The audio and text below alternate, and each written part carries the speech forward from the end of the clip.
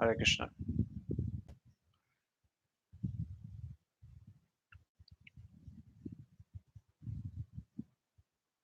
हम 2-3 मिनट लोगों के लिए इंतजार करेंगे और इंतजार के बाद शुरू करेंगे। सबसे पहले कीर्तन से आरंभ करेंगे।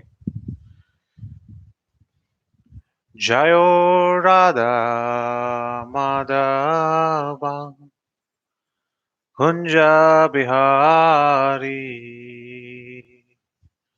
जयो राधा माधवा कुंज बिहारी, जय गोपी जना वल्लभा गिरिवरधारी, जय गोपी जना वल्लभा गिरिवरधारी, यशोदा नंदना ब्रजजानरंजना,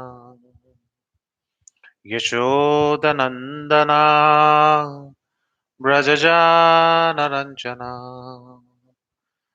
यमुना तीरावनचारी,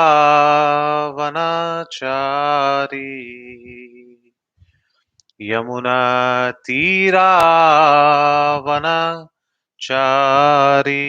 जयो राधा माधवा कुंज बिहारी, जयो राधा माधवा कुंज बिहारी, जय गोपी जना वल्लभा गिरिवरधारी,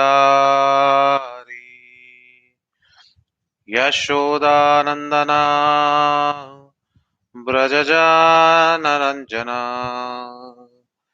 यशोदनंदना ब्रजजानरंजना, यमुना तीरावनचारी,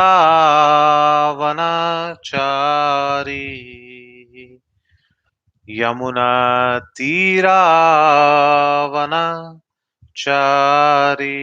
जयो राधा माधवा कुंज बिहारी, हरे कृष्णा हरे कृष्णा कृष्णा कृष्ण हरे हरे, हरे हरे रामा राम राम हरे हरे, हरे कृष्णा कृष्णा कृष्णा हरे हरे, हरे राम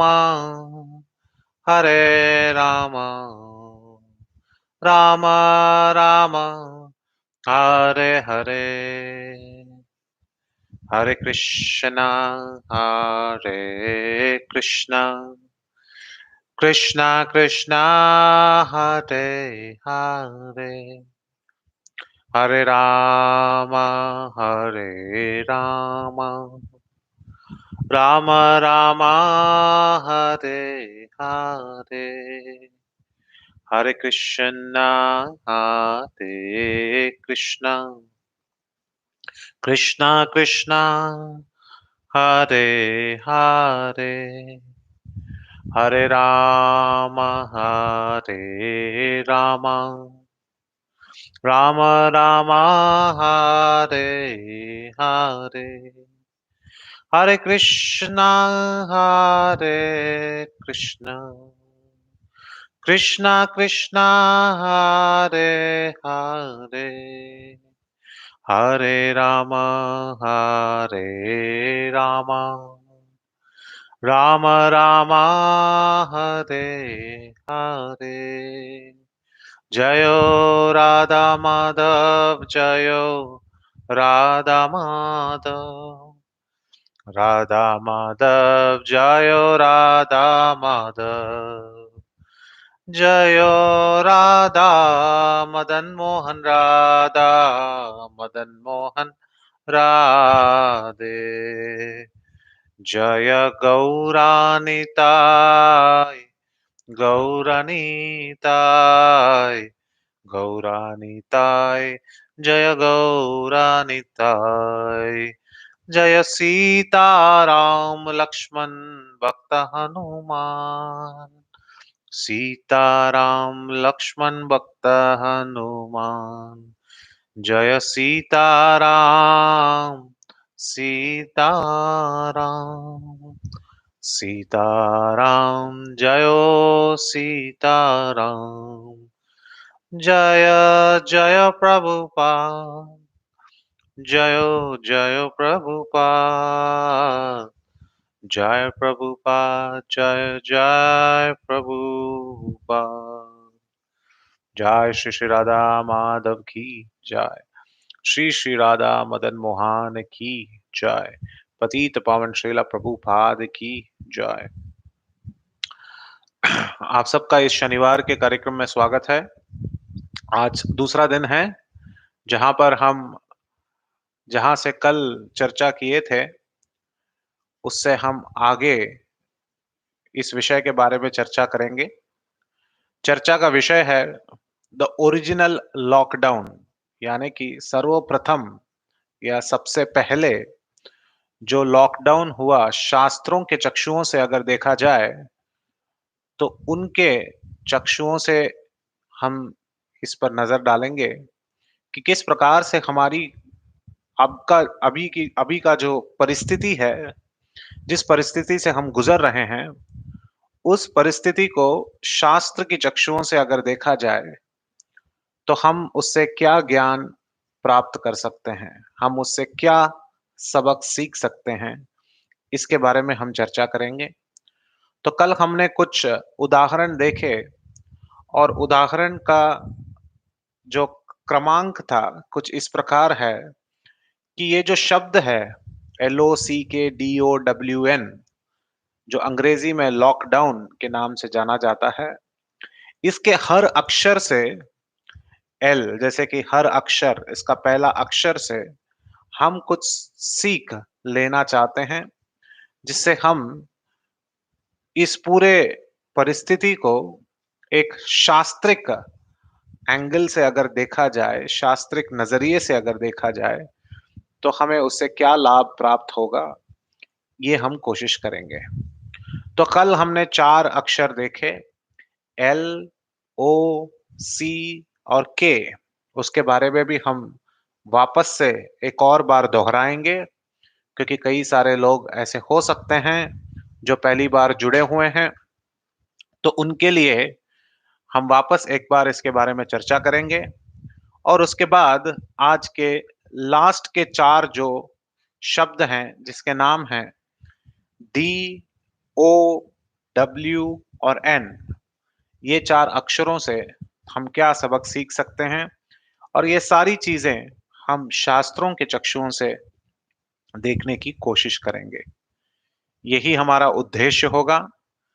और इस क्लास के एंड में आपके पास जितने भी प्रश्न हैं या सवाल हैं, आप जरूर पूछ सकते हैं। आप जरूर उन्हें इस लाइव चैट पर टाइप कर सकते हैं, चाहे छोटे हों या बड़े हों, उससे कोई फर्क नहीं पड़ता। अगर आपके मन में प्रश्न है तो आप बिल्कुल पूछ सकते हैं। तो इसलिए आज अभी इसे शुरू करते हैं हमारे मंगलाचरण के साथ। पहले हम मंगलाचरण करेंगे। मंगलाचरण यानी कि जो भी परिस्थिति से हम शुरू करना चाहते हैं, भगवान के बारे में कुछ बात करना चाहते हैं, तो सारा वातावरण हमें मंगलमयी बनाना है। सिर्फ वातावरण मंगलमयी नहीं बनाना है, हमारे हृदय भी, उसे भी शुद्धिकरण करना अत्यावश्यक है। इसलिए शुद्धिकरण हमारे हृदय का तभी होगा जब हम उसे लिरिल या सिंतौल साबुन से साफ नहीं करेंगे, बल्कुल बल्कि हरि के नाम से उसे बारंबार उसे अच्छी तरह से धोएंगे और उसकी वर्षा करेंगे हमारे हृदय में, जिससे हमारा आंतरिक हृदय भी पूरी तरह से शुद्ध हो जाएगा। तो इसी कोशिश से इसी उद्देश्य से हम आइए शुरू करते हैं मंगलाचरण के द्वारा और इस टॉपिक के ऊपर आज कुछ चर्चा करेंगे। ओम अज्ञानतिमिरान्धस्य ज्ञानाञ्जनशलाकया चक्षुरुन्मिलितं येन तस्मै श्रीगुरवे नमः। श्रीचैतन्यमनोभीष्टं स्थापितं येन भूतले स्वयं रूपकदा मह्यं ददाति स्वपदान्तिकम्। वन्देऽहं श्रीगुरो श्रीयुतपदकमलं श्रीगुरून् वैष्णवांश्च श्रीरूपं साग्रजातं सहगण रघुनाथान्वितं तं सजीवम् साद्वैतं सावधूतं परिजनसहितं कृष्णचैतन्यदेवं श्रीराधाकृष्णपदान् सहगण ललिता श्रीविशाखान्वितांश्च। हे कृष्ण करुणा सिंधो दीनबंधो जगतपते गोपेश गोपिका कांत राधा कांत नमोस्तुते। तप्त कांचन गौरांगी राधे वृंदावनेश्वरी वृषभानुसुते देवी प्रणमामि हरिप्रिये। वाञ्छकल्पतरुभ्यश्च कृपा सिन्धुभ्येव च पतितानां पावनेभ्यो वैष्णवेभ्यो नमो नमः। जय श्री कृष्ण चैतन्य प्रभु नित्यानंद श्री अद्वैत गदाधर श्रीवासदि गौर भक्त वृंद। हरे कृष्ण कृष्ण कृष्ण हरे हरे, हरे राम राम राम हरे हरे। तो कल हमने देखा कि किस प्रकार से हम इस लॉकडाउन के बारे में चर्चा कर रहे थे, जहां पर हम कह रहे थे कि इस लॉकडाउन का असली अर्थ क्या है। इस लॉकडाउन का अर्थ है जहां पर हम पूरी तरह से हम अपने स्वतंत्र स्वभाव को हम दर्शा नहीं सकते।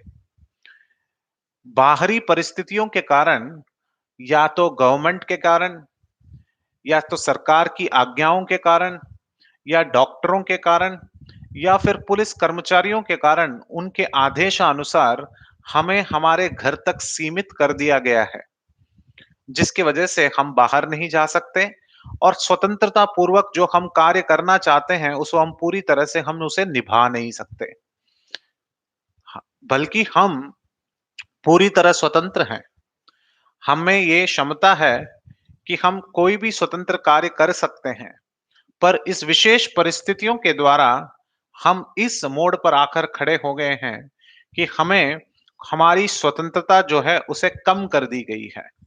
अगर हम बाहर टहलना चाहें, सिर्फ कुछ सामग्रियों के खरीदने तथा उसे एकत्रित करने के लिए जो हमें समय चाहिए, उतने ही समय के लिए हमें बाहर जाने के लिए अलाउड है।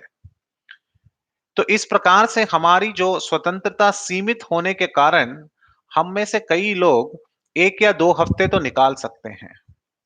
पर अगर हमें पता चले कि ये बारंबार हमारे साथ हो रहा है कई-कई दिनों तक, तो कुछ लोग निराशावादी बन जाते हैं। कुछ लोग उदास हो जाते हैं कि ये कब तक चलेगा? ये हाय मेरा माथा फूट गया, ये मेरे साथ ही क्यों हो रहा है? ये मेरा भाग्य कितना दुर्भाग्य है कि ये मेरे साथ ही क्यों हो रहा है? इत्यादि, इत्यादि दुखद अवस्था में चले जाते हैं। तो इसलिए हमने कल यह कोशिश किया कि अगर देखें तो हमारी परिस्थिति को एक तराजू के तौले पे रखें और दूसरी ओर हम में से कोई और गया गुजरा है क्या शास्त्रों में जो इससे भी बड़ा लॉकडाउन को सर्व कर चुका है या कर चुकी हैं। इसको जब हम दोनों को एक तराजू में तोलेंगे तो हमें पता चलेगा कि हम कितने दूध में हैं और दूध में कितना पानी है। तो कल हमने कई सारे उदाहरणों के साथ हमने ये देखा कि किस प्रकार से शास्त्रों के नजरियों से देखा जाए तो अनेक अनेक लोग हैं जो हमारे से भी कई सारे हफ्ते, हफ्तों के बारे में क्या कहना, कई सारे साल, 100-200 साल नहीं बल्कि हजारों हजारों साल उन्होंने लॉकडाउन में बिताए हैं, यह उम्मीद से कि एक दिन वो इससे बाहर निकलेंगे। और इन सब के बारे में हमने कल चर्चा की। पहला उदाहरण हमने लिया शबरी का। शबरी जो भगवान रामचंद्र के इंतजार के लिए वो पूरी तरह से अपने मातंग ऋषि के आदेशानुसार, बंबई में एक जगह आता है माटुंगा, जो मातंग ऋषि के आश्रम से जुड़ा जाता है, वहां पर इंतजार कर रही थी भगवान रामचंद्र के लिए कई हजारों साल तक, कहीं नहीं जाते हुए उनकी सेवा करने के लिए। हमने उदाहरण लिया बलि महाराज का, जिनको जिनके कारण इंद्र यानी कई सारे देवी देवता जो थे, वे सारे गुफा में बंद हो गए और वे भी लॉकडाउन में पूरी तरह अपना समय बिता रहे थे, जिसके लिए वामन देव आए और उनकी रक्षा की। और ये सारी कहानियां हम देखते रहे। तो हमने देखा कि पहला हमारा निर्णय था जो एल यानी कि लैमेंट, यानी कि दुखद अवस्था में रोना धोना, उससे हमें कैसे बाहर निकलना है? जब हम उस एल को हम दूसरे एल के साथ उसे जोड़ेंगे। यानी कि अगर हम दुखी हैं तो उससे बाहर निकलना है, तो हमें दूसरा एल का उपयोग करना है, जिसका नाम है लिसन। लिसन यानी कि सुनना। तो हम अगर दुखी हैं, कभी भी जिंदगी में अगर हम दुखी हैं, मार्क्स कम हो गए, पापा ने डांटा या मम्मी ने डांटा, या हमारे किसी आजू-बाजू जो हमारे साथ दोस्त हैं, वे हमसे खफा हो गए, वे हमसे नाराज हो गए। इन कई कारणों के वजह से अगर हमारा जो मन है, ये अगर पूरी तरह दुखद हो गया है, तो इससे बाहर निकलने का सबसे बड़ा उपाय है सुनना। क्या सुनना? बॉलीवुड के गाने नहीं सुनना, बल्कि भगवान के दिव्य चरित्रों के वर्णनों के बारे में सुनना। भगवान भगवत गीता में कहते हैं तुष्यन्ति च रमन्ति च, यानी कि मेरे जब दो भक्त एक साथ आते हैं और मेरे बारे में चर्चा करते हैं, तो वो सबसे बड़ा लाभदायक है। किसके लिए? जो बोल रहा है उसके लिए लाभदायक है, और जो सुन रहा है उसके लिए भी लाभदायक है। It is beneficial to both of them, one who is reciting and one who is saying. तो इन दोनों से दोनों लोगों को लाभदायक है। इसका बहुत विशेष उदाहरण हम रामायण में देख सकते हैं, जहां पर रामायण में वाल्मीकि जी कई सारे कांड लिख रहे थे। रामायण में मुख्यतः 7 कांड हैं। कांड यानी कि चैप्टर। जैसे एक पुस्तक हम खोलते हैं, उस पुस्तक की क्रम संख्या के अनुसार उसके ऊपर अनेक सारे टेबल ऑफ कंटेंट्स होते हैं, और ये सारे पहले दिए जाते हैं। उसी प्रकार वाल्मीकि मुनि ने 24,000 श्लोक जो रामायण थे, उन्होंने उसको अलग अलग रूप में विभाजित किया। उन्होंने कहा कि पहले 2000 जो श्लोक हैं, मैं उन्हें बाल कांड के नाम से जाना चाहेगा, जिसमें भगवान श्री राम लल्ला, जो भगवान रामचंद्र हैं, उनकी बाल्य अवस्थाओं की लीलाओं के बारे में कहा गया है। उसके बाद वे जब अयोध्या के राजा बनने वाले थे, तो वहां पर अयोध्या कांड के नाम से जाना गया। उसके बाद जब उन्हें यह कहा गया, उनकी मैया कैकेयी माता, भरत की मैया और उनकी सौतेली माँ कैकेयी माता के द्वारा जब उनको कहा गया कि आपको वनवास जाना है, तो उसका जीवन चरित्र इत्यादि जो है वाल्मीकि जी ने लिखा, जिसका नाम था आरण्य कांड।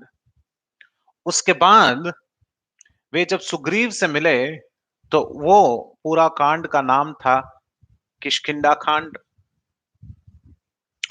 और उसके बाद जब भगवान रामचंद्र जी जब हनुमान से मदद मांगे और उन्होंने छलांग लगाई, जब वे वो कांड लिख रहे थे, तो वाल्मीकि जी सोचने लगे कि इस कांड का नाम क्या देना चाहिए।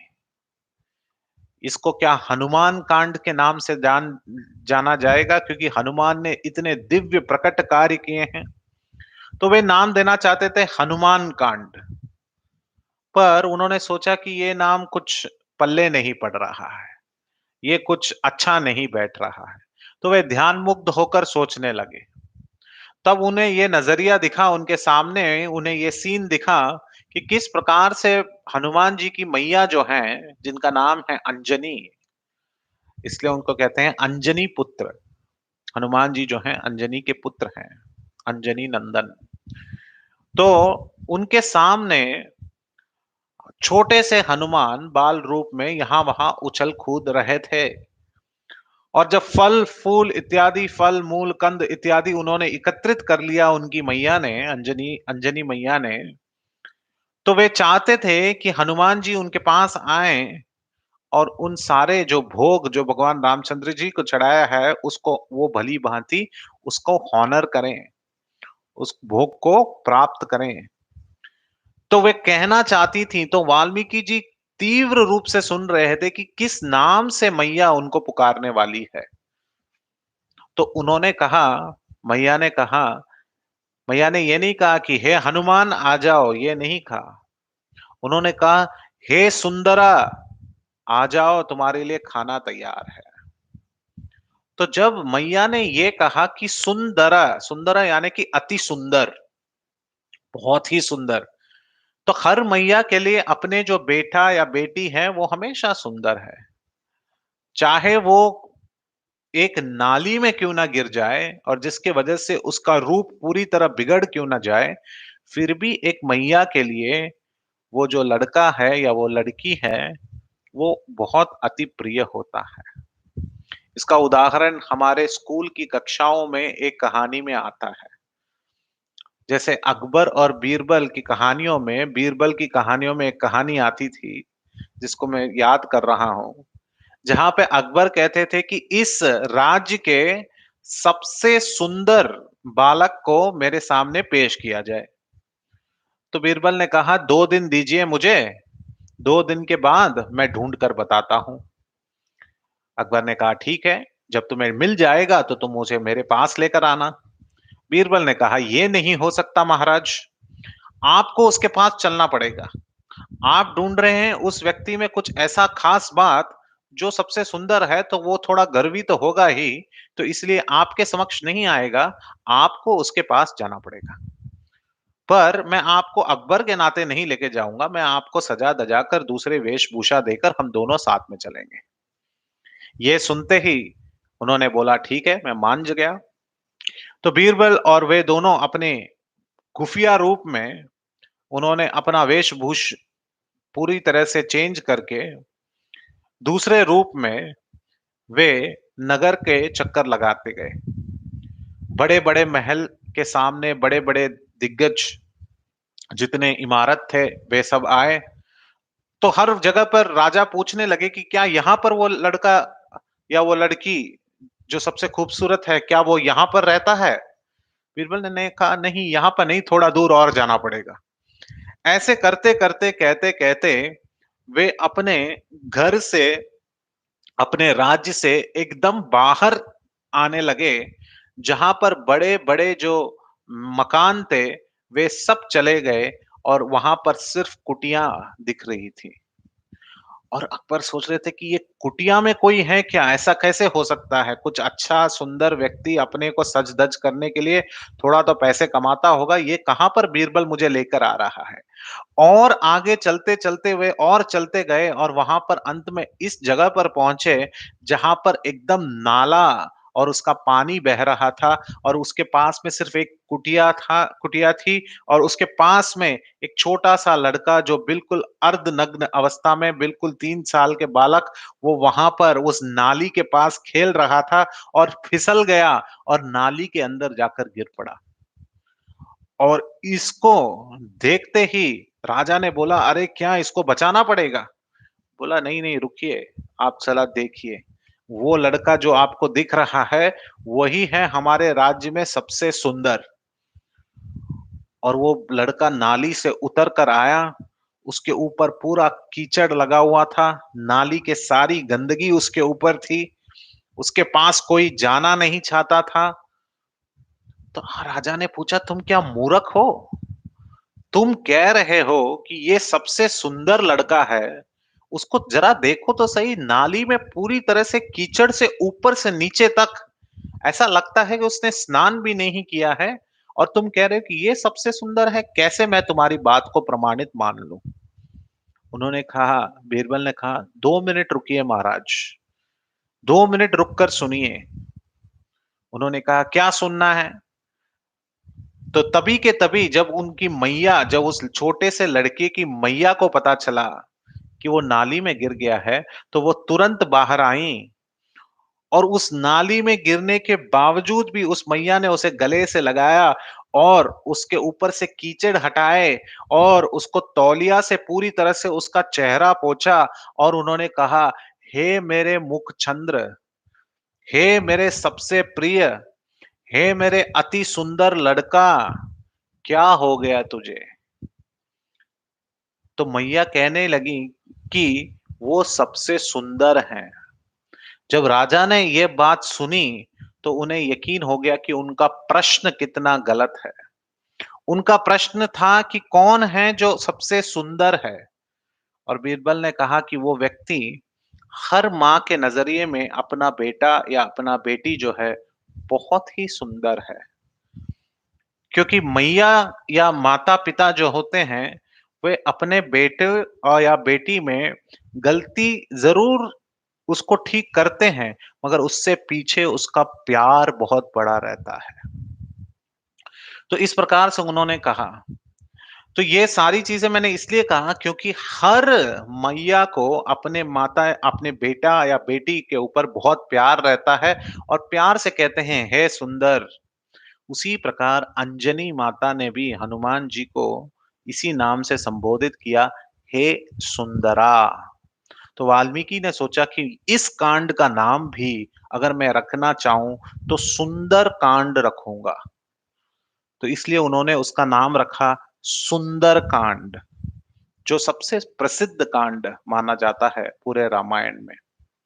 पर इसका असली कारण ये भी नहीं है कि ये सुंदर कांड हनुमान जी का नाम सुंदरा है इसलिए रखा गया है। इसका असली कारण एक और भी है, और वो कारण है कि जब हनुमान जी जो भगवान के इतने अति उत्तम भक्त हैं, वे छलांग लगाकर किससे मिलने गए? सीता मैया से मिलने गए। और जब वे सीता मैया से मिले तो सीता मैया उनकी परम भक्तिन भी थी। भगवान रामचंद्र की परम भक्तिन थी, उनकी अर्धांगिनी थी। तो इन दोनों के बीच में परम भक्त और एक परम भक्तिन दोनों जब मिले तो उन्होंने किसके बारे में बात की? उन्होंने भगवान रामचंद्र के बारे में बात की। और ये जो वार्तालाप हुआ उन दोनों के बीच में, ये जो कॉन्वर्सेशन हुआ उन दोनों के बीच में, वो सबसे सुंदर है। भगवान अपने बारे में बोले, वो उतना सुंदर नहीं है जितना भक्त भगवान के बारे में कहेंगे। तो इनके दोनों के बीच में जो वार्तालाप है, ये अति सुंदर है, इसलिए वाल्मीकि ने कहा कि इसका नाम हमें सुंदर कांड रखना चाहिए। तुष्यन्ति च रमन्ति च। तो हमने देखा कि किस प्रकार दुखद कहानियां, दुखद समस्याओं के वजह से जब हम पूरी तरह से शिखाग्रस्त हैं, दुखद समाचारों की वजह से, तो हमें क्या करना चाहिए? सुंदर चीजों का श्रवण करना चाहिए। सुंदर चीजें क्या हैं? भगवान की नित्य लीलाओं के बारे में श्रवण करना चाहिए। उनकी लीलाओं, उनकी कथाओं के बारे में श्रवण करना चाहिए। इससे हमारा मन जो है पूरी तरह शांत हो जाता है। इससे हमारा मन भगवान की नित्य भक्ति के तरफ तेजी से दौड़ा चला जाता है। और यही जीवन का उद्देश्य है, और यही जीवन का मार्ग है कि हमें इस दुखद परिस्थिति से, अगर इस लॉकडाउन के दुखद परिस्थिति से बाहर निकलना है तो हमें सुनना है। दूसरा, हमने देखा कि किस प्रकार अहल्या के उदाहरण से हमने ये देखा कि किस प्रकार ऑफेंसिव, ओ फॉर ऑफेंसिव, जहां से अपराध करने की जो हमारे मन में क्षमता है, जो राक्षस बैठे हुए हैं, उसको हम कैसे हटा सकते हैं? अगर हम आदर पूर्वक कार्य करें। If we move from offence to obedience. अगर हम हमारे जितने भी सीनियर्स हैं उनकी बात सुनकर अगर हम उनके पथ पर चलें तो हम ऑफेंस से हट सकते हैं। तीसरा, हमने देखा एलओसी, कैलेस एटीट्यूड, जो गलत एटीट्यूड, जहां पे अहल्या का भी हमने उदाहरण देखा। तो वहां से कैलेस यानी कि बिल्कुल लापरवाही से काम करना, जिससे और अपराध हो सकते हैं, उससे अगर हमें हटना है तो हमें अपने आप को कमिटमेंट जरूर देना है कि जो हमने कमिटमेंट ली है शास्त्रों को पढ़ने की, जप करने की, कीर्तन करने की, ये सारी जो हमने कमिटमेंट की है उसकी तरफ बढ़ेंगे, तो हमारा कैलस एटीट्यूड, जो हमारा लापरवाही का जो हमारे पास एटीट्यूड है, मनोबोध है, वो पूरी तरह से हट जाएगा और हम कमिटमेंट की ओर चलने लगेंगे। फिर हमने देखा के, LOCK, के फॉर नॉटेड, यानी कि हमारे हृदय में गांठ बांधी गई है कई सारे इंद्रिय विषयों को पूरी तरह से तृप्त करने के लिए, और इन सबको अगर हटाना है तो हमें चाहिए दिव्य ज्ञान। तो के फ्रॉम नॉटेड टू के टू नॉलेज। तो ये सारी चीजें जानना अत्यावश्यक है, और ये सारी चीजें हमें जानना बहुत अत्यावश्यक है, क्योंकि इसी चार चीजों से हमने कल का क्लास समाप्त किया था। तो आज हम बाकी के चार विषयों को भी देखेंगे, क्योंकि लॉकडाउन में चार है, DOW और N, जिसके बारे में हम सीखेंगे, और जैसे ही शास्त्रों के उदाहरण से। सो पहला अक्षर आता है डी। डी का मतलब, आजकल कई सारे लोग हमारे पास आते हैं और कहते हैं कि प्रभु जी, मेरा लड़का है या मेरी लड़की है, काफी डिप्रेशन में है। ये शब्द पहली बार हम सुन रहे हैं कि लोग भी डिप्रेशन में चले जाते हैं। डिप्रेशन यानी कि दुखद अवस्था। इतने दुखी हो जाते हैं कि सबसे किसी से बात नहीं करते, एक ही रूम में बंद रहते हैं, सारे पंखे सब कुछ बंद, कष्ट में और अपने आप को कष्ट देते हैं। उजाला बिल्कुल नहीं रहता उनके रूम में, एक रूम में कहीं पे सोए हुए नहीं रहते, एक कोने में बैठे रहते हैं, खाते नहीं, पीते नहीं, लोगों से ठीक से बातें नहीं करते, रूम के बाहर 10-12 दिन तक नहीं आते। इस प्रकार से दुखद अवस्था में मन ही मन वो पूरी तरह दुखी होकर बैठे रहते हैं। इसको कहते हैं, मानसिक रूप में इसको कहते हैं डिप्रेशन। जब हम स्कूल कक्षाओं में पढ़ते थे, तो इस शब्द का यूज सिर्फ ज्योग्राफी में होता था, भूगोल शास्त्र में होता था, कि किस प्रकार से वायु और पानी के असमंजस के कारण सागर में, अरब महासागर या बंगाल की खाड़ी या भारत महासागर में किस प्रकार से डिप्रेशन होता था, जिसकी वजह से वर्षा अधिक होती थी, या फिर जिसके वजह से काफी सारे भवंडर उठते थे। ये पहली बार हम 2000 की सदी में हम ये सुन रहे हैं कि ये लोगों में भी आने लगा। जो सागर और विशाल समुद्र में आता था, ये लोगों के मन में भी आने लगा। तो ये व्यक्ति कोई पूछ सकता है हमसे कि प्रभु जी, ऐसा क्यों है कि लोग दूसरे लोग से बात क्यों नहीं करना चाहते हैं? इतने सारे संसाधन हमारे पास उपलब्ध हैं। ज़ूम ले लीजिए, गूगल मीट ले लीजिए, यूट्यूब पे ऐसे लाइव आ सकते हैं, या तो व्हाट्सएप पे बात कर सकते हैं। व्हाट्सएप पे तो उनके पास 1000 दोस्त हैं। फेसबुक देखिए, उनके दोस्त जो है 6000 हैं। एक का भी नाम नहीं जानते, फिर भी दोस्त दोस्त हैं। इतने सारे लोग हैं, तो इतने सारे लोगों के बीच में कोई एकाग्रता और डिप्रेशन कैसे फील कर सकता है? यही मन का कार्य है।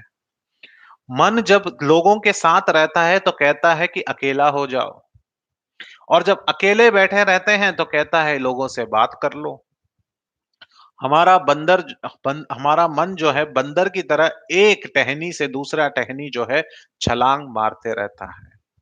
और जब ये कोई नित्य चीजों के ऊपर ध्यान नहीं देता, तो वो अशाश्वत चीजों के ऊपर ध्यान देने लगता है, जिससे उसे लगता है कि इससे मुझे सुख और समृद्धि प्राप्त होगी। जैसे कि कई सारे लोगों ने सोचा कि इस लॉकडाउन से पहले मैं ये करूंगा, जून में मैं यहाँ पर जाऊंगा, मैं स्विट्जरलैंड जाऊंगा, वहां की वादियों का दर्शन करूंगा, और मैं उसके बाद यहाँ पर ये व्यंजन खाऊंगा, इस प्रकार से मैं रहूंगा। ये सारे उन्होंने दिनचर्या बना ली थी, पर इस दिनचर्या बनाने के बावजूद उन्होंने देखा कि ये जब दुखद घटना घटी कि सब लोगों को कहा गया कि आप अपने अपने घर में सुरक्षित रहिए, तो ये सारी जो दिनचर्या उन्होंने जो बनाई, ये सारी इटिनरी जो उन्होंने बनाई, ये बिल्कुल उनके हाथ से निकल गया। इससे उस उनको कोई भी लाभ नहीं हुआ। और वे डिप्रेशन पे चले गए कि मैं तो चाहता था कि मेरा बेडरूम स्विट्जरलैंड की वादियों के नीचे हो, पर मैं तो अपने ही बेडरूम में साफ कर रहा हूं, सफाई कर रहा हूं। इसलिए डिप्रेशन पे चले गए। तो ऐसा उदाहरण हम भी देख सकते हैं कि किस प्रकार से लोग डिप्रेशन में थे, मगर पूरी तरह से डिप्रेशन या डिप्रेस्ड नहीं थे या उदास नहीं थे। सबसे अच्छा कहानी आता है माता देवकी का। सोचिए, ये लीला आता है श्रीमद् भागवत में, जहां पर वसुदेव और देवकी का अभी-अभी शादी हुआ। वसुदेव का असली नाम उनके स्कूल के रजिस्टर में जाकर देखा जाए तो उनका नाम वसुदेव नहीं था।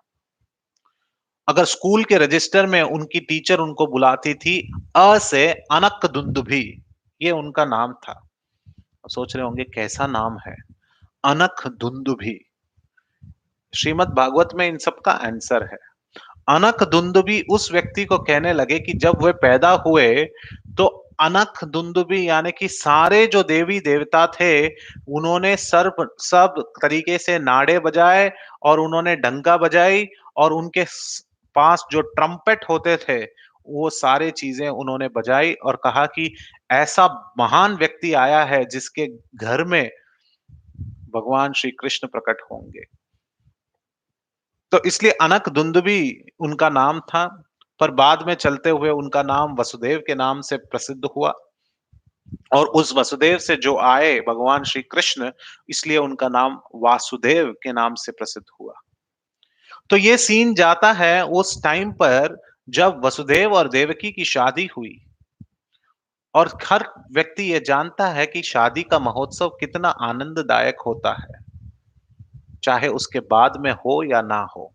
मगर शादी का जो महोत्सव है, वो हर एक व्यक्ति जो शादी कर रहा है, चाहे वो लड़का हो या लड़की हो, उसके लिए बहुत आनंददायक होता है, बहुत आनंद प्रदान करता है। और उस समय देवकी के जो अनुज थे, उनके जो भैया थे, वे थे कंस। उन्होंने कहा कि कोई रथ नहीं चलाएगा, मैं अपनी बहना, मेरी प्यारी बहना हमेशा मुझे रक्षाबंधन बांधती है, मैं अपनी बहन का सत्कार करूंगा। मैं राजा होने के बावजूद मैं ये काम करूंगा कि मैं अपनी बहन को अच्छी तरीके से उसके घर की ओर लेके जाऊंगा। जो विदाई करनी है तो मैं उस कार का ड्राइवर बनूंगा। देखिए, राजा ड्राइवर बन रहे हैं, ये बहुत बड़ी बात है। तो वे जब ड्राइवर बने, कंस जब ड्राइवर बने और वो चला रहे थे गाड़ी, सब लोग धीरे-धीरे चल रहे थे, जैसे आजकल की शादियों में होता है। धीरे-धीरे पहले चलते थे, आजकल गाड़ी कहीं पे निकालो तो धीरे-धीरे ही चलती है, ट्रैफिक के वजह से। तो धीरे-धीरे जाने लगे, थोड़े-थोड़े दूर जाने लगे, तब ऊपर से आवाज़ आया, सबसे पहले 2 शब्द थे, "हे मूर्ख!" अगर समझिए आप उस शादी में आगे चल रहे हैं और आपके हाथ में बादाम है, पिस्ता है, गुलाब है, पनीर है, इस सबको छिड़काते हुए लोगों को बैंड बाजों में नाचते हुए जा रहे हैं, और कहीं से लाउड स्पीकर से आवाज आया, हे मूर्ख! तो आप किसी से पूछेंगे क्या कि मेरे मुझे बुलाया क्या? कोई नहीं पूछेगा। किसी ने मुड़ के भी नहीं देखा, पर एक व्यक्ति ने मुड़ के देखा, वो था कंस। तो मतलब उसे मालूम था कि वो मूर्ख काम करने वाला है। तो जब ऊपर से अशरीर वाणी हुई, अशरीर वाणी यानी कि जिसका शरीर नहीं है, सिर्फ वाणी हुआ, सिर्फ आवाज आया कि हे मूर्ख, तो वे मुड़कर देखा और सुनने लगा कि जिस बहना को तुम लेकर जा रहे हो, वसुदेव और देवकी का पुत्र, 8वां पुत्र तुम्हारा काल बनेगा, तुम्हें संहार करेगा। ये सुनते ही उसका मन पूरी तरह से बदल गया, डिप्रेशन में चला गया, दुखी हो गया। और वही बहना जो 2 मिनट पहले उसके आंखों का लाड़ प्यार स्वरूप था, उसको मारने के लिए उसने तलवार निकाली, उसके केश पकड़े और उसको धड़ से मारने के लिए तैयार हो गया। तब वसुदेव ने कहा कि नहीं नहीं, ऐसा मत करो। क्यों इसे मार रहे हो? तुमको सिर्फ 8वें पुत्र से प्रॉब्लम है ना? मैं 8वां तुमको आकर दे दूंगा। और किसी को मारना गलत है। और उन्होंने उस समय पर उस रथ के ऊपर वसुदेव ने पूरी तरह से समझाया कि किस प्रकार आत्मा पूरी तरह से सुरक्षित रहता है, सिर्फ शरीर नश्वर है, आत्मा नश्वर नहीं है। उन्होंने वो ज्ञान प्राप्त किया। तो हमारे आचार्यगण कहते हैं इस समय वो कैमरा मूव हुआ उस सीन से सीधा वैकुंठ पर। तो भगवान सोच रहे थे कि किसके घर में मैं मुझे अवतरित होना है, तो उन्होंने देखा कि बहुत साल बाद मुझे अर्जुन को ऐसे ही रथ पर खड़े होकर मुझे आज्ञा देनी पड़ेगी और यही चीज कहना पड़ेगा कि हमारा शरीर जो है वो नश्वर है, पूरी तरह नाश होगा मगर आत्मा का नाश नहीं होगा। और मुझे ठीक तरीके से यह भी लोगों को दर्शाना पड़ेगा कि रथ को कैसे चलाते हैं, इसलिए मुझे पार्थ सारथी भी बनना पड़ेगा। तो अगर मुझे पार्थ सारथी बनना है, तो मुझे अच्छा शिक्षण की जरूरत है। और अगर मुझे अच्छा शिक्षण चाहिए, तो मेरे माता पिता के पास वो शिक्षण होना चाहिए। अगर वो माता पिता के पास अगर वो शिक्षण है, वो है वसुदेव के पास, क्योंकि वो शिक्षा जो मुझे गीता में देनी है, वो अभी कंस को वो दे रहे हैं। तो इसलिए उन्होंने तभी तय कर दिया कि मेरे माता पिता यही होंगे, वसुदेव और देवकी। और उन्होंने तभी तय किया कि यही मेरे आठवें पुत्र की तरह मैं प्रकट होऊंगा। तो अगर हम देवकी का मनोभाव उस समय पर देखें, तो उन दोनों को एक ही कारागार में बंद कर दिया। कई सारे लोग पूछ सकते हैं कि कंस कितना मूर्ख था, इसको जेल नंबर 101 में कैद कर देते, इसको जेल 102 में कैद कर देते। नहीं, मगर कंस को पूरा यकीन था कि वसुदेव अपनी वाणी से कभी मुकरेंगे नहीं। तो इसलिए उन्होंने दोनों को एक ही जेल में बंद करा दिया और उनके आठों पुत्र को मारने की कोशिश की। जब आठवां पुत्र आया उस कारागार में, जो भगवान जब प्रकट हुए, जो श्रीमद् भागवत में कहा है अद्भुत बालकम, अद्भुत, बिल्कुल ऐसा अद्भुत बालक था, इतना सुंदर बालक था। आजकल हम देखते हैं कि जब कोई डिलीवरी या प्रेगनेंसी के बाद जब डिलीवरी देते हैं, जब बच्चा बाहर आता है तो सबसे पहले क्या सुनाई देता है? उसका रोना। उसके रोने से लोग बाहर खुश हो जाते हैं कि बच्चा सेफ है। अगर वो रोता नहीं तो बहुत बड़ा प्रॉब्लम है। तो रोते किसके लिए हैं? आजकल कोई आज तक हम लोगों ने कुछ ऐसा बच्चा देखा है जो बाहर आते ही, माँ के गर्भ से बाहर आते ही हँसते-हँसते बाहर आ रहा हो, भांगड़ा करते हुए कि आज मैं आ गया। आज तक किसी ने नहीं देखा होगा। बच्चे हमेशा रोते हुए ही आते हैं। मगर श्रीमद् भागवत में ऐसा कहा है कि कृष्ण जब आए, प्रकट हुए, तो वे हँसते-हँसते, मंद-मंद रूप से हँसते-हँसते प्रकट हुए। और हँसते हुए प्रकट नहीं हुए, उनके हाथों में कड़ा थी, सोने की कड़ा थी।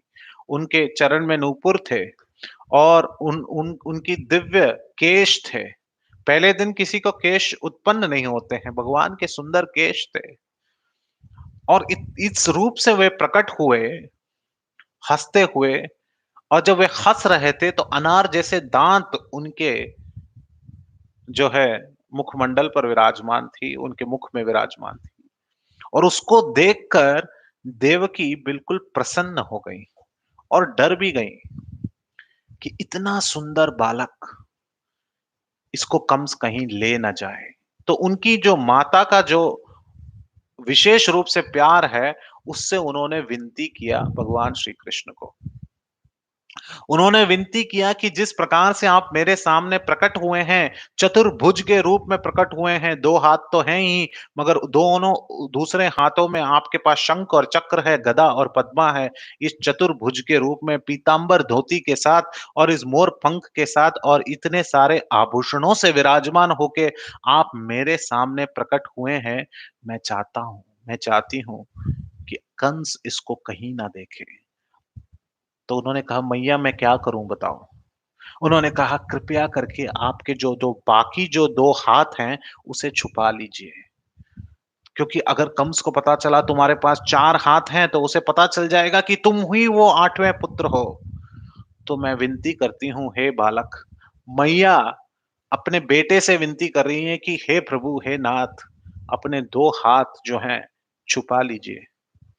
तो कृष्ण ने तुरंत अपने 2 हाथ छुपा लिए और कहा, कोई भी बच्चा ऐसा नहीं है जो पैदा होते ही उसके पास दाँत होते हैं, तो इसलिए दाँत निकाल दीजिए। तो भगवान एक-एक दाँत हमारे आचार्यगण कहते हैं कि तोड़-तोड़ कर फेंक रहे थे। क्यों? क्योंकि मैया का आज्ञा का पालन करना है। तो जब लोग कंपेयर करते हैं भगवान रामचंद्र जी और भगवान कृष्ण के बीच में, लोग कहते हैं कृष्ण से बड़े कोई नहीं है। लोग कहते हैं क्यों? उस रामचंद्र जी को देखो, उन्होंने तो अपने पिताश्री की आज्ञा पालन करने के लिए 14 साल वनवास के लिए चले गए। इससे बड़ा चीज़ क्या हो सकता है? पिताजी ने ना कहा फिर भी अपने पिता के वचन को परिपालन करने के लिए वे चले गए। तो आचार्यगण कहते हैं कि कृपया करके बताइए भाई साहब कि कौन बड़ा?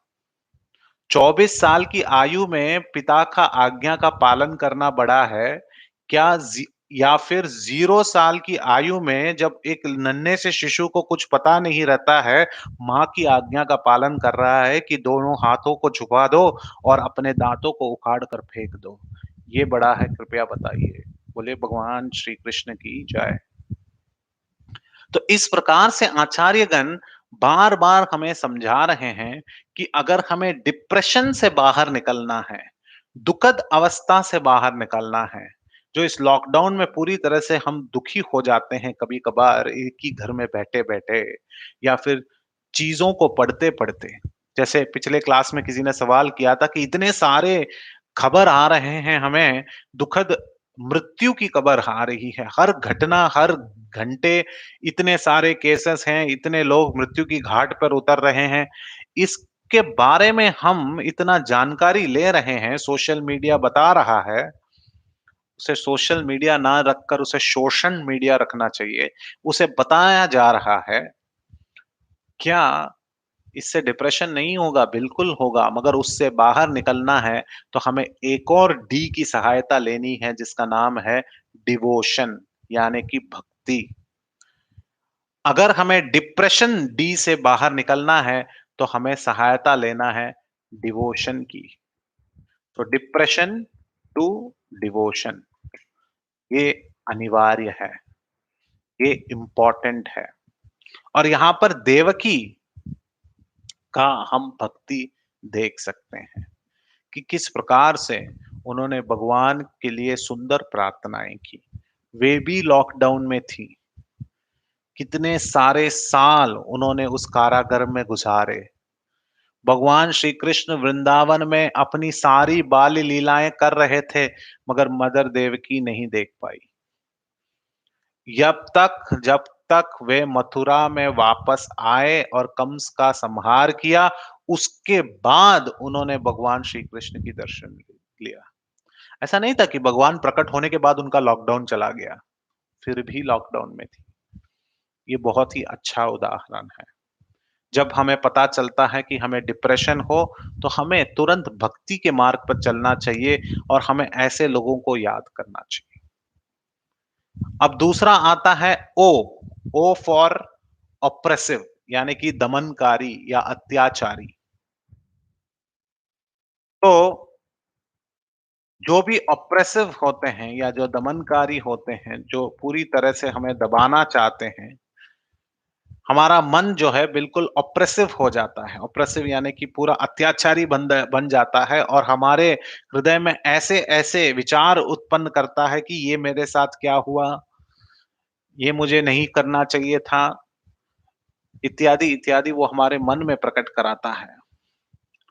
इससे अगर हमें बाहर निकलना चाहिए तो इसके लिए भी उदाहरण है और ये उदाहरण है उस युद्ध का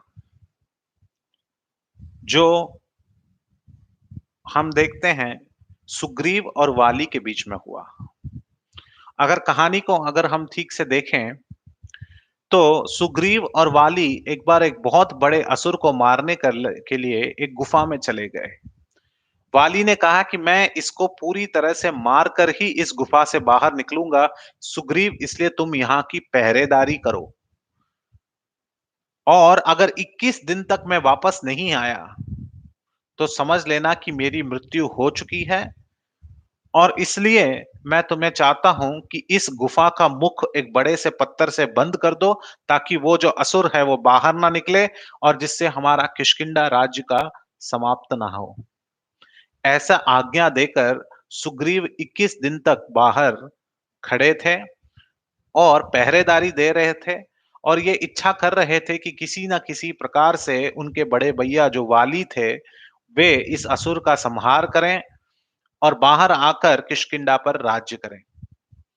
बहुत दिनों तक वे बहुत सारे आवाजें सुनते रहे गुफा के अंदर से कि दोनों एक दूसरे को मार रहे हैं, पीट रहे हैं और ये सारी आवाजें वो एक सुग्रीव सुनते रहे। पर जैसे ही दिन बढ़ता गया, 21 दिन होने लगा, ये आवाजें बिल्कुल कम हो गई। पर अंदर कुछ और ही व्यवहार चल रहा था। वाली उस असुर का इस तरीके से मार रहे थे कि वो कुछ बोल ही नहीं पा रहा था। उसको एक पूरी तरह से केचप बना दिया था वाली ने। और अंत में 21 दिन से थोड़ा ज्यादा समय लेकर वाली ने फाइनली उसको इतनी जोर से मारा कि उसके सर से खून बहने लगा और वो खून गुफा के बाहर तक बहने लगा, एक नदी के समान। जब सुग्रीव ने इसको देखा पहरेदारी देते हुए कि ये खून बह रहा है, उनको लगा कि इसमें ये वाली का खून है। वो गलती से उनको लगा कि असुर, लगता है वाली मेरे बड़े भाई पर भारी बन गया है, इसलिए भाई के कहने के अनुसार मुझे इस गुफा के जो मार्ग है, इसका जो एंट्रेंस है, इसको मुझे एक पत्थर से रोक देना चाहिए। तो उन्होंने बड़ा सा पत्थर से उसे पूरी तरह से रोक दिया और बहुत ही दुखी मन से वे वापस आए। उनमें मन में बहुत आह्लाद मच रहा था कि मेरे बड़े भैया का स्वर्गवास हो गया। ये कैसे संभव है? और उन्होंने राजगद्दी पर राजकाज संभाले कि अब मेरे बड़े भाई नहीं रहे, मगर प्रजा को तो एक राजा चाहिए ही, इसलिए मैं किष्किंधा का राजा बन जाता हूँ। मगर असलियत में गुफा के अंदर ऐसा हुआ कि वो असुर का संहार करने के बाद जब वाली बाहर आना चाहा, तो गुफा का जो मुख है, वो एक बड़े से पत्थर से बंद था। तो वाली कई दिन तक चीखते थे, चिल्लाते थे कि सुग्रीव इसका मुख खोलो, ये पत्थर हटाओ। मगर पहरेदारी करने वाला सुग्रीव अब किष्किंधा का राजा यह समझकर राज कर रहा था कि मेरा बड़ा भाई जो है वो मर चुका है। अंत में वाली ने अपने हाथों के द्वारा उस पत्थर को तोड़ा और बाहर आए एकदम गर्जन के साथ कि किस प्रकार से मेरे छोटे भाई ने मुझे मारने की साजिश की और जिसके वजह से वो राजगद्दी पर बैठना चाहता था, यही उसका असली लक्ष्य था। बल्कि इसमें सुग्रीव की गलती नहीं थी। सुग्रीव ने तो भली भांति वही आदेश का पालन किया जो बड़े भाई ने कहा और वे धर्म के हित के लिए वे कार्य कर रहे थे। पर यहाँ पर देखिए, लोगों ने उन्हें गलत समझा, उनके बड़े भाई ने उन्हें गलत समझा। तो कभी-कभी ऐसा होता है कि हमारे मन के विचार इस तरह से बढ़ जाते हैं कि जो सच है उसे हम देख नहीं पाते हैं। वो अत्याचारी मन बन जाता है। वो ओबीडिएंट नहीं रहता है, वो आदर नहीं करता है और वो अपने आप हमको कहते जाता है कि मैं ही सही हूँ, मैं ही सही हूँ। तो उस प्रकार से उन्होंने आकर सुग्रीव को ललकारा और सुग्रीव को कहा कि तुम बहुत बुरे व्यक्ति हो, तुम मुझे मारने की साजिश कर रहे थे, मैं तुम्हें मारने वाला हूँ। 2 भाइयों के बीच में युद्ध शुरू हो गया। सुग्रीव ने कहा कि हे बड़े भाई, मैं बहुत खुश हूँ आपको देखने से। आप अपनी राजगद्दी सँभालिए। मगर वाली ने कहा, नहीं, मुझे मालूम है कि तुम बस इस ये मुझे भीख में दे रहे हो, मगर तुम्हारा असली षड्यंत्र मुझे याद है। तुम बस मुझे मारने की कोशिश कर रहे थे। इस प्रकार कहकर वे दोनों एक-दूसरे से लड़ना शुरू कर दिए। पर अंत में सुग्रीव ने बोला कि बड़े भैया शायद सही हैं, मगर मार्गदर्शन सही धर्म के पथ पर नहीं चल रहे हैं, इसलिए मुझे शरणागत होने की ज़रूरत है कहीं और पर। और इसलिए वे वहाँ से हटकर ऋष्यमुख पर्वत पर हनुमान, जाम्बवान इत्यादि, नल, नील इत्यादि लोगों के साथ वे मिले और वे वहाँ पर सोच रहे थे कि किस प्रकार से किष्किंधा राज्य के ऊपर विजय पाया जाए। और हमें कहानी पता है कि किस प्रकार वे रामचंद्र जी से मिले। और फिर उनके बीच में एक दोस्ती की संधि हुई, जिसकी वजह से वे वापस किष्किंधा के राजा बने। तो यही डिप्रेशन युक्त जो सुग्रीव थे, जिनके ऊपर अत्याचारी काम हो रहे थे उनके मन के द्वारा या फिर उनके भाई के द्वारा, इन्होंने उस ऑपरेशन यानी कि वो जो अत्याचारी दमनकारी जो मन था, उस पे कैसे विजय प्राप्त किया? जब उन्होंने उसी मन पर कृपा जो बरस रहा है, जो कृतज्ञता जो भगवान रामचंद्र के द्वारा जो बरस रहा है, उसको स्वीकारित किया। So what he did was he moved from oppression to oblige. Oblige यानी कि कृपा करने का स्वीकृत करना, कृतज्ञ बनना। भगवान की कृतज्ञता, उनकी कृपा उन्होंने स्वीकार की और भगवान के दोस्तों के साथ, भगवान के भक्तों के साथ उन्होंने संधि की। भगवान के भक्तों के साथ उन्होंने अपना एसोसिएशन बनाया। तो उसी प्रकार इससे हमें ये सबक मिलता है कि जब हम इस लॉकडाउन में हैं और हमारा मन हमारे ऊपर दमनकारी बन रहा है, अत्याचारी बन रहा है, तो हमें किसकी सहायता लेनी चाहिए? हमें नेटफ्लिक्स या हॉटस्टार या अमेज़न प्रीमियम या यूट्यूब का सहारा नहीं लेना चाहिए, बल्कि उसी में ऐसे लेक्चर्स के सहारा लेना चाहिए, ऐसे दोस्तों का सहारा लेना चाहिए, ऐसे भक्तों का सहारा लेना चाहिए, जो हमें भगवान की भक्ति के ऊपर हमें बताएँ और हमें मार्गदर्शन में हमें हेल्प करें। ये हमारा कर्तव्य है, ये हमारा रूल है। तो इससे हमें ये पता चलता है कि अगर हमें ऑपरेशन से बाहर निकलना है, तो हमें करना पड़ेगा ओब्लाइज यानी कि कृतज्ञता बनना या कृतज्ञता स्वीकारित करना। अब बचे सिर्फ 2 मोर लेटर्स, 2 मोर लेटर्स डब्ल्यू और एन और ये दोनों बहुत ही आसान हैं। जब हमारा मन पूरी तरह से अत्याचारी है, तो क्या करेगा? हमारे साथ कुश्ती करेगा, व्रेसल करेगा। और इस प्रकार से हमारे मन हमारे साथ wrestle करेगा कि हमें कोई भी कार्य करने नहीं देगा। जो भी हमारे अच्छे कार्य हमारे सामने हैं, उसे हमें ठीक से परख नहीं होगी। हम सोचेंगे कि वो सारा कार्य जो हमारे सामने है, वो हमारे लिए बिल्कुल गलत है। ऐसा किसके साथ हुआ? ये हुआ जाम्बवान के साथ।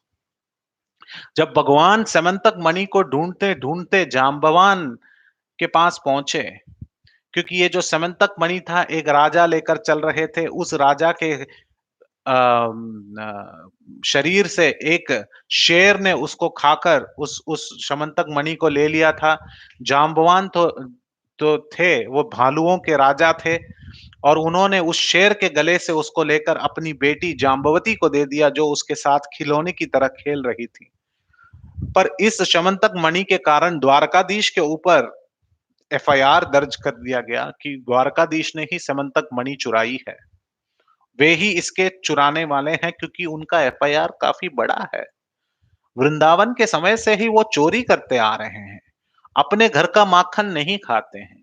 दूसरे के घर पे जाकर माखन खाते हैं। अपने घर के पोशाक नहीं पहनते हैं, किसी और के पोशाक चुरा कर पहनते हैं। गोपियों की स्त्री का उन्होंने हरण कर लिया है। गोपियों का मन का हरण किया है। जब ये सारी चीज़ें हरण कर सकते हैं, तो स्यमंतक मणि का भी हरण उन्होंने ही किया होगा और रुक्मिणी जी का भी हरण उन्होंने ही किया है। ये चुराना और चोरी भगवान श्री कृष्ण का बहुत बड़ा भाग है। इस प्रकार कहते हुए उनके ऊपर गलत आरोप लगा दिया और उसको मिटाने के लिए द्वारकाधीश निकले थे और जब वे जाम्बवान के पास पहुँचे, तो उन्हें पता चला कि समंतक मणि यहाँ पर है। और ये वही जाम्बवान थे जो भगवान रामचंद्र जी को वे पूरी तरह से हेल्प कर रहे थे रावण के साथ युद्ध में। तो तब से जाम्बवान सोच रहे थे कि मैं अभी बहुत वृद्ध अवस्था में चला गया हूँ, मेरा आधार कार्ड बता रहा है कि मैं 60 इयर्स से ऊपर हो चुका हूँ रामायण के काल में। इसलिए मुझे सीनियर सिटीज़न कंसेशन मिलता है हमारे इंडियन रेलवेज़ में, तो इसलिए मुझे थोड़ा चाहिए कि मैं किस प्रकार से ये युद्ध सब लड़ पाऊँ। पर उन्हें इच्छा थी कि एक बार भगवान के साथ मुझे कुश्ती ज़रूर करनी है। तो भगवान श्री कृष्ण जब उनके सामने खड़े थे, वे ये नहीं जान पाए क्योंकि उनके मन के वजह से कि वे सोच रहे थे कि ये कोई व्यक्ति आया है और मेरे गुफा में घुसकर आया है, मेरी समंतक मणि मैंने जो लेकर आया हूँ, उसको चुराने के लिए। और वे दोनों 21 दिन तक एक-दूसरे के साथ लड़ते रहे, लड़ते रहे, लड़ते रहे। जांबवान वृद्ध होने के बावजूद उसके पास इतनी शक्ति थी कि वो 21 दिन तक वे लड़ रहा था, पर फिर भी उसके बाद उसका जो शक्ति है वो क्षीण होने लगा और उसने सब सामने देखा कि भगवान का शक्ति बिल्कुल क्षीण नहीं हो रहा है, वो अभी भी तंदुरुस्त हैं और 21 सालों तक लड़ सकते हैं। तब उन्होंने हार मानी और उन्होंने अपने हाथ जोड़े और उन्होंने कहा कि कृपया बताइए कि आप कौन हैं? एक ही व्यक्ति हैं इस पूरे संसार में, जो बिल्कुल इस तरीके से क्षीण नहीं हो सकता, वो है मेरे भगवान रामचंद्र जी, आप कृपया करके मुझे दर्शन दीजिए। तब द्वारकाधीश भगवान रामचंद्र का दर्शन देते हैं जाम्बवान को। उससे खुश होकर कि ये मेरे प्रभु हैं, जिनके साथ मैं लड़ाई कर रहा था, उन्होंने समंतक मणि तो दे ही दिया, उसके साथ कहा मेरी लड़की का भी हाथ थाम लो। जैसे कृष्ण कहीं पे भी जाते थे तो 1-2 शादी तो करके आते थे। वेडिंग इन्विटेशन कार्ड वालों का बिज़नेस द्वारकाधीश के द्वारका में कभी आउट ऑफ बिज़नेस नहीं जाता था। हमेशा रोज़ एक इन्विटेशन तो देते ही थे, 16,108 तो पता ही है। तो भगवान जो थे, उन्होंने जाम्बवती को भी स्वीकारित करते हुए आए।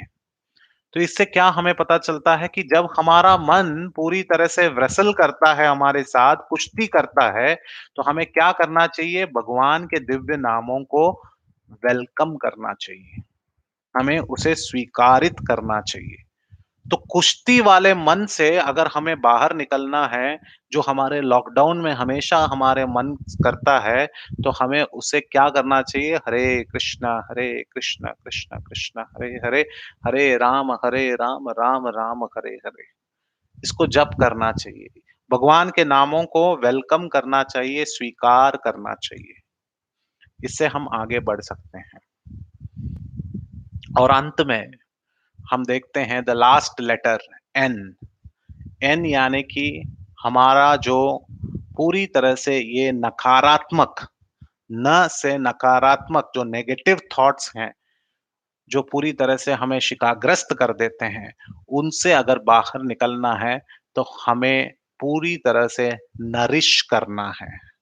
नरिश यानी कि हमें उसे अच्छी तरह खाना-पीना देकर, उस नकारात्मक सोच को हटाकर पॉज़िटिव सोच, भक्ति की ओर चलना पड़ेगा। और सबसे ज़्यादा नरिशमेंट यानी कि सबसे अच्छा पौष्टिक, नरिशमेंट को कहते हैं पौष्टिक, हमारे भक्ति के लिए है ग्रंथों का अध्ययन। तो जब हम ग्रंथों का अध्ययन करेंगे, पढ़ेंगे इस प्रकार कि किस प्रकार से हमारे कितने सारे भक्त जो हैं लॉकडाउन में थे और उन्होंने इस सारे समय कैसे बाहर निकले, तो हमारे जो नेगेटिव थॉट्स हैं, वो पूरी तरह से हट जाएँगे। और अंत में इसका भी एक उदाहरण देकर मैं यहाँ पर अपनी वाणी को विराम दूँगा और वो है इस एग्ज़ाम्पल को बताने के लिए कि जब भरत महाराज जो राम के अनुज थे, उनके ऊपर दुनिया के सारे लोगों ने ये आरोप लगाया कि उनके वजह से भगवान रामचंद्र जी चले गए। ये बिल्कुल सरासर झूठ था। भरत कभी भी ये नहीं चाहते थे कि राम के साथ ऐसा कुछ हो। यहाँ तक कि वो वापस गए चित्रकूट तक और उन्होंने कहा कि तुम ही राजगद्दी सँभालो, तुम ही अयोध्या के राजा हो, मैं नहीं हूँ। पर ये सब करने के बाद भी लोग सोचते थे कि ये सिर्फ़ पॉलिटिकल ड्रामा है, ये सिर्फ़ राजनीति दिखा रहा है। इसके मन में भगवान राम के प्रति कोई भी प्यार नहीं है, ऐसा अयोध्यावासी समझ रहे थे। इतना तक कि जभी भी अयोध्या में भरत स्नान करने के लिए सरयू नदी के पास जाते थे, तो लोग उसे पत्थर मारकर भगा देते थे कि तुम्हारे वजह से राम चला गया, तुम्हारी ये मजाल कि तुम यहाँ पर हमारे साथ स्नान करने आए हो।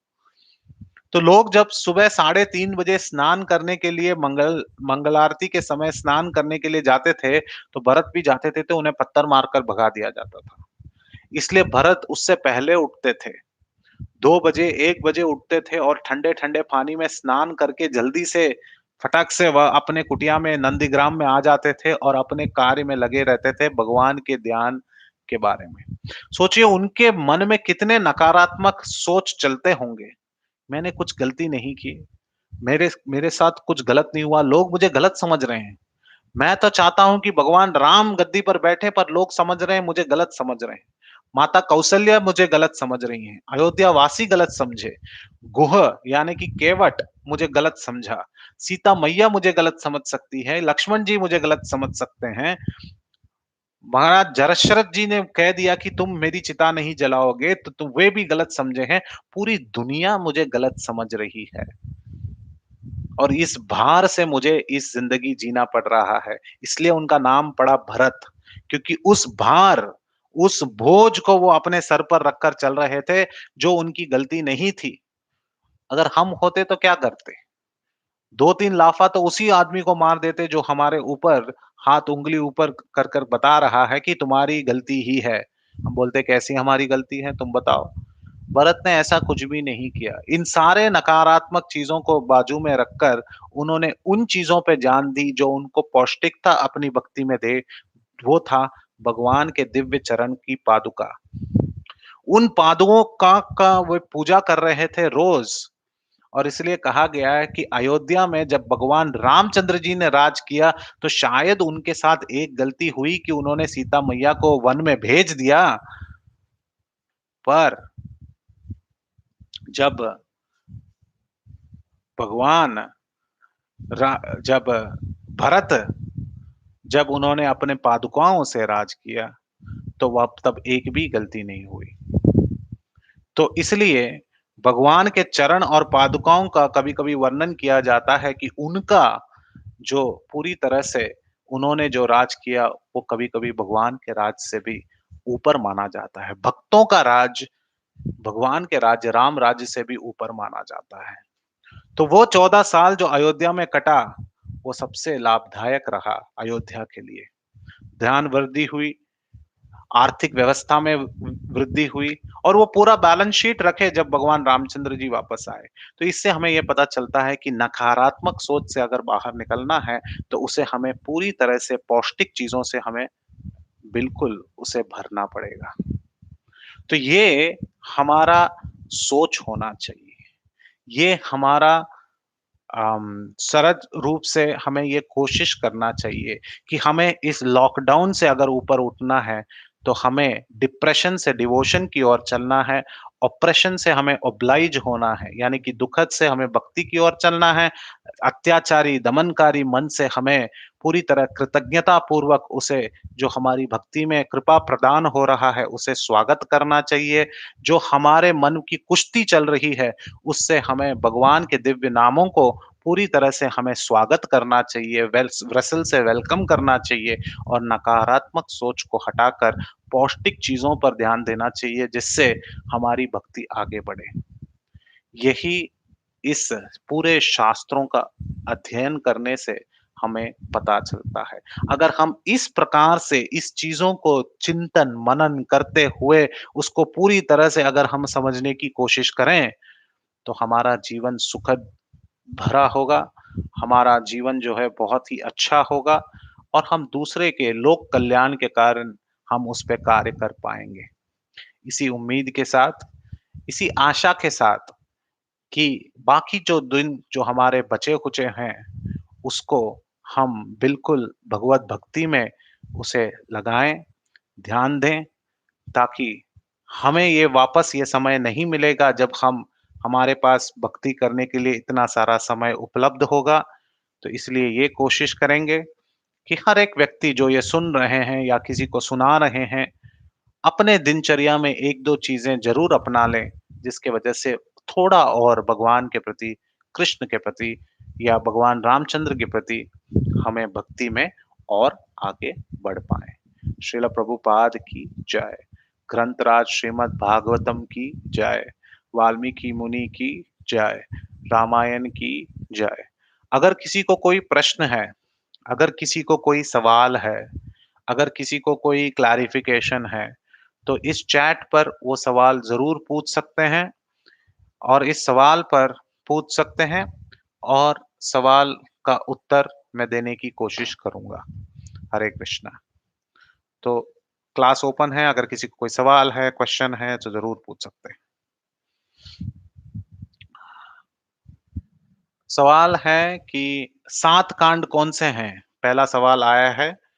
तो बिल्कुल सही है ये सवाल कि 7 कांड का नाम लेंगे। बाल कांड, अयोध्या कांड, अरण्य कांड, जो जो फॉरेस्ट में गए उसको अरण्य कांड, किष्किंधा कांड, सुंदर कांड, युद्ध कांड और 7वां है उत्तरकांड।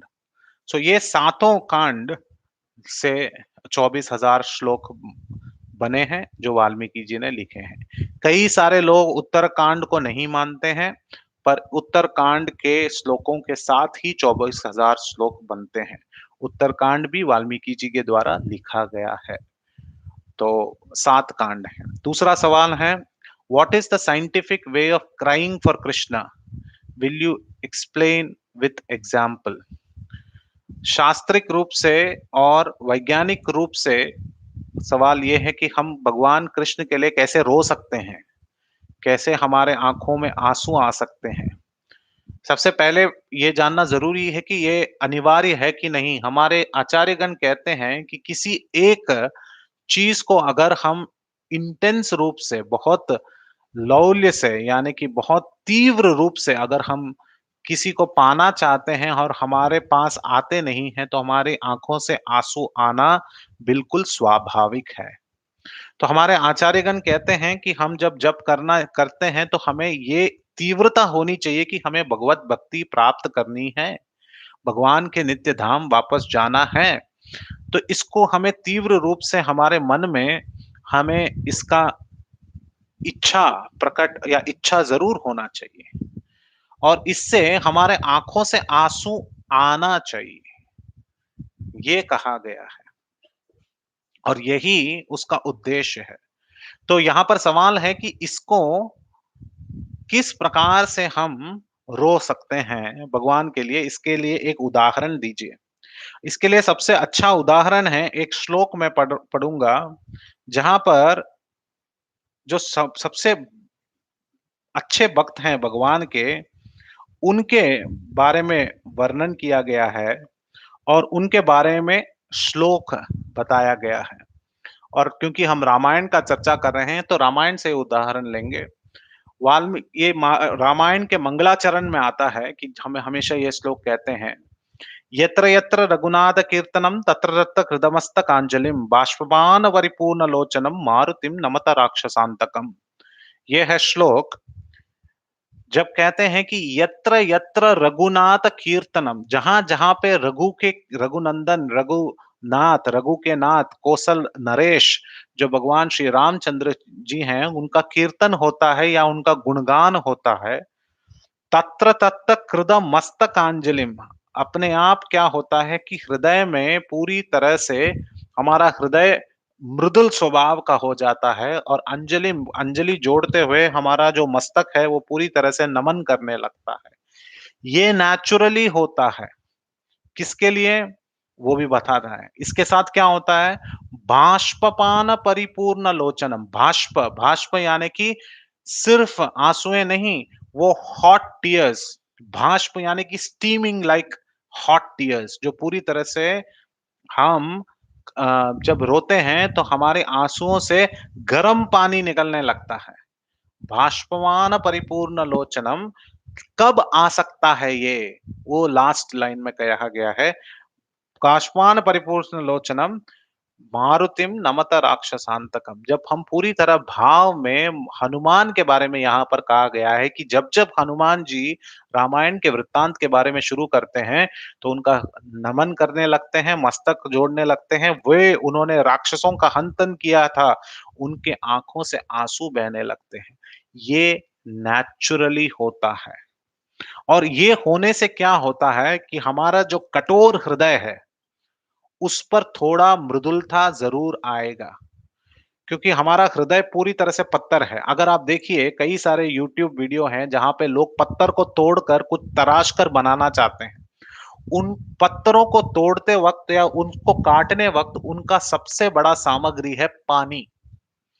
वो जभी भी वो जो लोहा उस पत्थर के ऊपर पड़ता है, तो उसके ऊपर थोड़ा पानी की बूंदें डालते रहते हैं ताकि वो लोहा ना टूटे। चाहे 2-3 बूंद क्यों ना हो, वो पत्थर उससे सॉफ्ट हो जाता है और काटने में आसान हो जाता है। उसी प्रकार हमारे हृदय पूरी तरह भौतिक भावनाओं से पूरी तरह कठोर है और उसको अगर हमें मृदुल बनाकर इस शस्त्र और शास्त्र के साथ, हरिनाम के साथ उसे अगर काटना है, तो हमारे आँखों से आँसू जब निकलेंगे, उसका जो जल उस पत्थर पर पड़ेगा, तभी हमारा हृदय मृदुल होगा और उस मक्खन की तरह बनेगा जिसको आकर कृष्ण चुरा सकते हैं। इसलिए हमारे आचार्यगण कहते थे कि हमारी आँखों के आँसू आना ज़रूरी है, तब तक हमारा हृदय पूरी तरह से ओझल होकर पूरी तरह से मृदुल नहीं बना है। So the scientific way is to say that unless we understand the bhava in complete sense, it is impossible to cry for Krishna naturally, but we should try to cry for Krishna. इसलिए जयप्रताप महाराज हमेशा कहते हैं, अगर आप रोना नहीं जानते हैं कृष्ण के लिए, तो रोने के लिए रोइए। अगर आप रो नहीं रहे हैं, तो हम रो नहीं रहे हैं इसलिए रोइए। अगर हम रो नहीं पा रहे हैं कि हम रो नहीं पा रहे हैं, तो उसके लिए रोइए। कहना क्या तात्पर्य है कि नेचुरली हमें आँखों से आँसू आने चाहिए, राइट? तो क्राइम साइंटिफिकली क्राई करना ये एक रीज़न नहीं है। लॉजिक जो है एक बुद्धि जो है हमें हर चीज़ का रीज़न देने की कोशिश करता है। मगर भगवत भक्ति के विषयों में कई सारी चीज़ें हैं जिसकी लॉजिक की परिभाषा में हम उसको ढाँचे में नहीं बैठा पाते हैं। ये भावुकता है, ये इमोशन है। जब भगवान रामचंद्र जी ने देखा कि हनुमान ने देख लिया सीता को, तो सबसे पहले आँखों में आँसू आए कि मेरा एक जीव, उसने इतना बड़ा कार्य कर लिया। मगर सीता मैया की आँखों में आँसू आए कि मेरे जीव, मेरा पुत्र हनुमान जी के जो पूँछ है उस पर आग लग गया। तो ये सारी जो रोलन रोना है, ये भाव के वजह से होता है। इस पर हमें लॉजिक बिठाना बहुत मुश्किल है। मगर हाँ, साधक के लेवल पर हमें इस प्रकार से प्रतिबिंब नहीं दिखाना चाहिए कि हम उस उच्च उच्च स्तर पर हैं और हम रो रहे हैं भगवान के विरह के लिए। ये सारी चीज़ें प्राइवेट हों तो बहुत अच्छी हैं। कुछ विक्ट्रीज़ जो हैं अगर प्राइवेट हो, हमारे हृदय के अंदर ही हम रो रहे हैं, उससे भक्ति बढ़ रही है, तो ये हमारे हृदय में अच्छा है। इसको प्रदर्शन करके, बहुत विज्ञापन करके दिखाने की कोई ज़रूरत नहीं है। जब-जब हमारे आचार्यगण रोए हैं, उन्होंने बहुत प्राइवेटली रोए हैं, उन्होंने कुछ पोएम्स लिखे हैं उस रुदन के बारे में, जहाँ पर उन्होंने अपनी सारी भावनाएँ वहाँ पर प्रकट की हैं प्रार्थना के रूप में। तो ये हमारा नेचुरल साइंटिफिक कंक्लूजन होना चाहिए कि जब हम रोना चाहते हैं तो उसे पब्लिक प्रदर्शन करने की जरूरत नहीं, उसे प्राइवेटली एक पुस्तक में लिखें कि हम किसके लिए रो रहे हैं, भगवान कितने बड़े हैं और हम कितने छोटे हैं और वे कितने अच्छी तरह से अपने कृपा प्रदान कर रहे हैं और हम उसको सीमित रूप से हम उसे अपना नहीं पा रहे हैं। यह सोच जब हम पे ढलेगा तो रोना अपने आप आएगा। तो आशा करता हूँ कि ये उसका आंसर है। तीसरा, even though we hear that we have to be positive, but when it comes to application of the principles we fall miserably. Please guide on how to apply in our lives and not get distracted. इसका एक बहुत अच्छा वृत्तांत आज ही मैंने सुना। हमारे ISKCON के संस्था में हिज होलीनेस राधा गोविंद महाराज जी के एक बहुत अच्छे शिष्य थे जो महाराज थे, जो कुछ सालों पहले वे इस संसार से अप्रकट हो गए। हिज होलीनेस गौर कृष्ण गोस्वामी महाराज, उनका एक छोटा सा, पहली बार मैं उनके बारे में सुन रहा था और उनकी कथा सुन रहा था। तो उन्होंने इसी प्रकार से कुछ सवाल पूछा। एक व्यक्ति ने चौपाटी में उनको पूछा कि कृपया करके बताइए महाराज, कई बार तो सुन चुके हैं कि जब करते वक्त मन इधर उधर भटकना नहीं चाहिए, और मन जब पूरी तरह से भटकना नहीं चाहिए ये बार बार हमने सुना है, फिर भी हमारा मन भटक जाता है, हमारा मन इधर-उधर दौड़ने लगता है। अभी पूरा क्लास सुना हमने और पूरा क्लास सुनने के बाद भी हमने सुना कि पॉजिटिव रहना है पर उसके बाद भटक जाता है। इसके कैसे संहार किया जाए? यही सवाल है। तो इसका जवाब उन्होंने बहुत सुंदर तरीके से दिया कि आप सोच लीजिए आपके घर के नीचे आपके बिल्डिंग का एक वॉचमैन है। उस वॉचमैन जो है वो पगार लेता है रोज़ सिर्फ़ रात को जगने के लिए। अब कोई उससे ये नहीं पूछता कि वो रात को जगते वक़्त क्या सोच रहा है? क्या वो अपने घर के बारे में सोच रहा है? या उसके अगले इनकम या सैलरी के बारे में सोच रहा है? या अपने बेटा या बेटी के बारे में सोच रहा है? इत्यादि विषयों के बारे में कोई उससे सवाल भी नहीं करता। उसे बस पैसे मिलते हैं रात को जगने के लिए और सुरक्षा देने के लिए। अगर कोई उससे पूछा जाए कि कल रात पूरा तुम जगे हुए थे, कितनी बार तुम इस बिल्डिंग की सुरक्षा के बारे में सोचे? तो वो अगर कहेगा कि प्रभु जी मैं तो एक भी बार नहीं सोचा। मैं तो बस ये सोच रहा था कि कब मुझे नींद प्राप्त होगा, कब मुझे सुबह उठेगा, कब मेरी ड्यूटी खत्म हो गई, यही वो सोचता रहता है। तो उसी प्रकार हमारे मन में लाख तरीके के चीज़ें आने दो, कोई प्रॉब्लम नहीं है।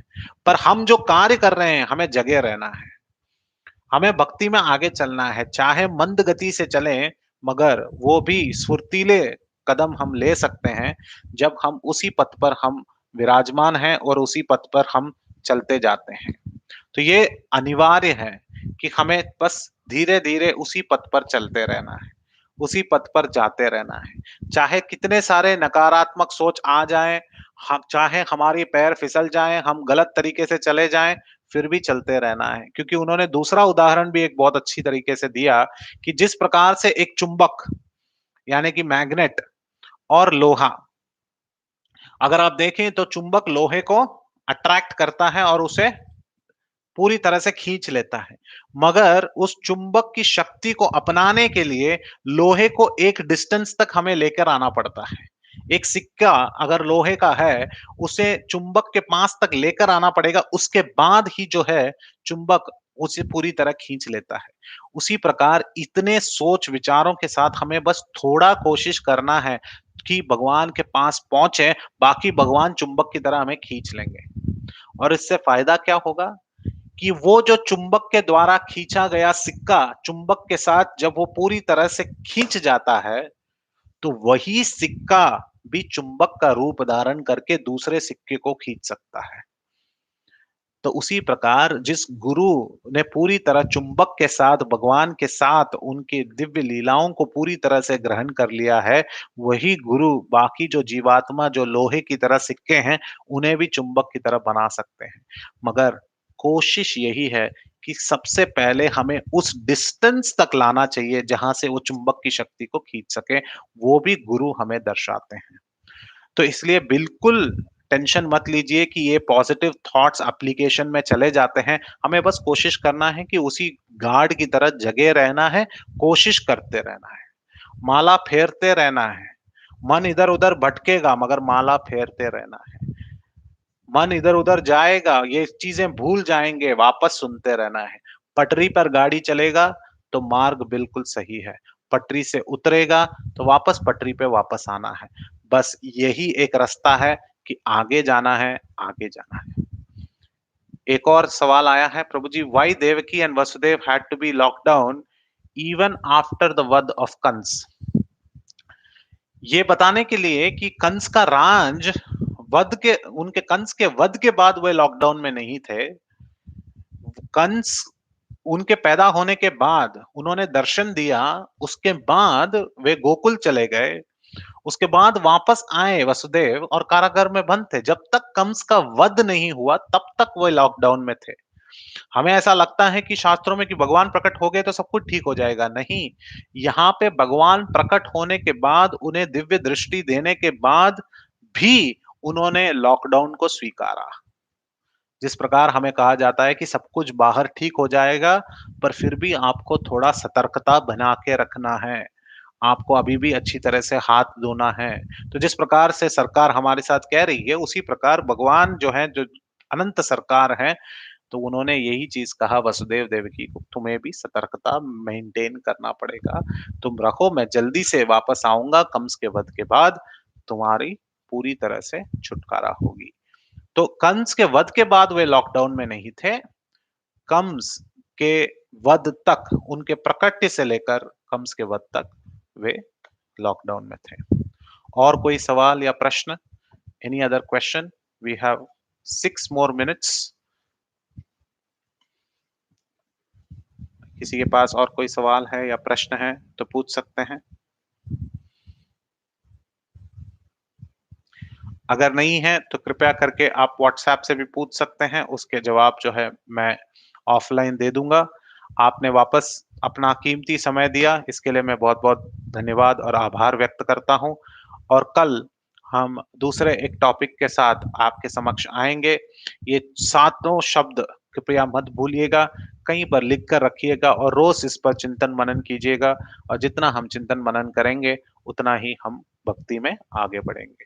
श्रील प्रभुपाद की जय। ग्रंथराज श्रीमद् भागवतम की जय। Thank you very much for joining today.